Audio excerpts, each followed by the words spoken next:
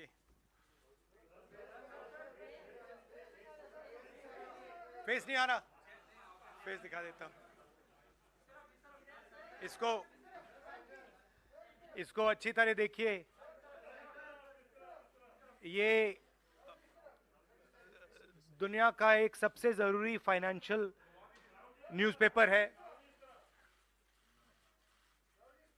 Financial Times of London. इसमें Adani and the mysterious coal price rise,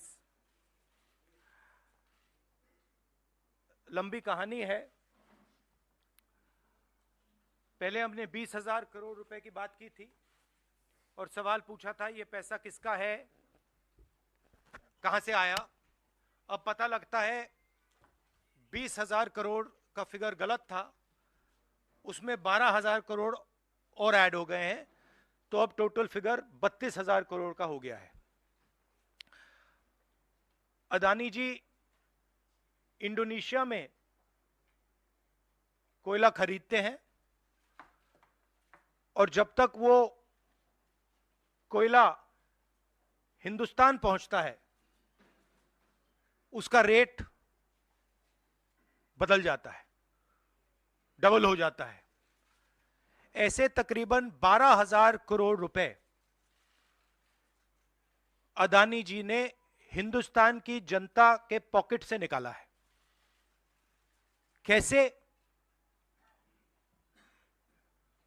coal price को गलत दिखाकर, ओवर इनवॉइस करके, यहां पे बिजली के दाम को बढ़ाकर। कर्नाटक में कांग्रेस पार्टी ने बिजली की सब्सिडी दी है, मध्य प्रदेश में हम देने जा रहे हैं। अब पता लगता है कि इसका कारण अदानी जी हैं। तो हिंदुस्तान के नागरिकों को यह समझना है कि जो आपका बिजली का बिल बढ़ता जा रहा है, इसमें से 12,000 करोड़ रुपए आपकी जेब में से सीधा अदानी जी ने लिए हैं। और ये दुनिया का एक सबसे जरूरी financial newspaper financial times London कह रहा है। अब इंटरेस्टिंग बात यह है कि यह स्टोरी आती है, मगर हिंदुस्तान की मीडिया एक सवाल नहीं पूछती। बिजली का मामला है, गरीबों का मामला है, सीधी चोरी का मामला है, मगर हिंदुस्तान में किसी भी अखबार को, किसी भी मीडिया चैनल को इसमें इंटरेस्ट नहीं है। There is a story in the Financial Times, one of the preeminent financial newspapers in the world, where they are clearly stating that Adani and the mysterious coal prices. Mr. Adani buys coal in Indonesia, and by the time the coal arrives in India, its price doubles, and he has taken approximately 12,000 crores from the pockets of the poorest people in India. Our electricity prices are going up, बिजली के दाम बढ़ते जा रहे हैं, और अदानी जी over invoicing करते हैं, पैसा गरीबों की जेब से लेते हैं. He takes money from the poorest people. Interesting question to me. The Financial Times has a huge story. This story would bring down any government. This is direct theft by a man who has been protected again and again and again by the Prime Minister of India. And the surprising thing is, not a single Indian newspaper is interested in picking up this story. Not a single media channel is interested in picking up this story. We are giving electricity subsidies in Karnataka and Madhya Pradesh. And while we are giving electricity subsidies, Mr. Adani is over-invoicing coal and stealing directly from the people of India. And I don't understand why the Prime Minister doesn't comment on this. This cannot happen without the protection of the Prime Minister of India. It is impossible. So the question is, why is there no action being taken on this gentleman?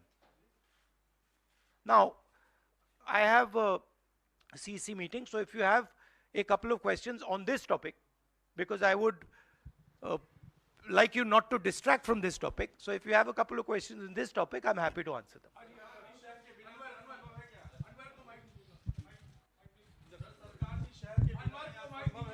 Hello, बिल्कुल नहीं हुई। हाँ। Sir आप लगातार इस मुद्दे को उठा रहे हैं और इसमें रोज एक नई कहानी जुड़ जाती है हर हफ्ते 10 दिन पर।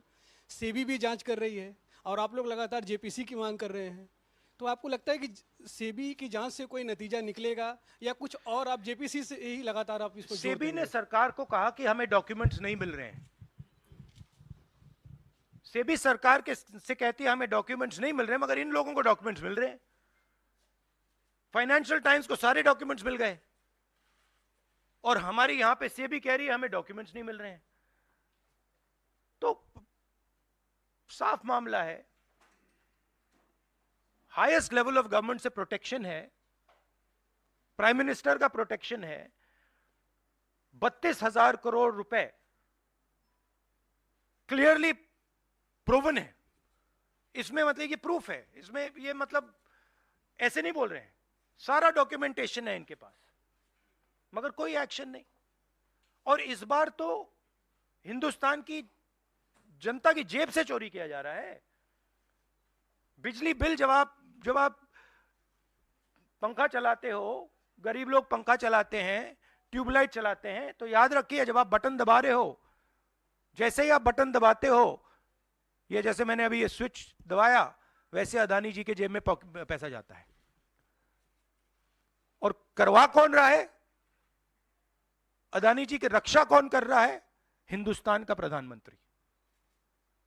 तो याद रखिए, हिंदुस्तान का युवा अब याद रखिए, जैसे ही आप स्विच दबाते हो, चाहे वो बल्ब हो, पंखा हो, बिजली का पंप हो, याद रखिए अदानी जी के जेब में सीधा पैसा जा रहा है और अदानी जी की रक्षा नरेंद्र मोदी कर रहे हैं।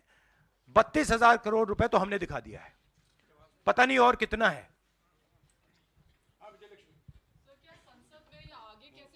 को राहुल जी आप लोग उठाएंगे? नहीं, हम उठा रहे हैं, और ये मसला सिर्फ हम नहीं उठा रहे हैं, ये मसला अब फाइनेंशियल टाइम्स ने उठाया है, अलग अलग देशों में इंक्वायरी हो रही है, लोग सवाल पूछ रहे हैं, मगर हिंदुस्तान में कुछ नहीं हो रहा।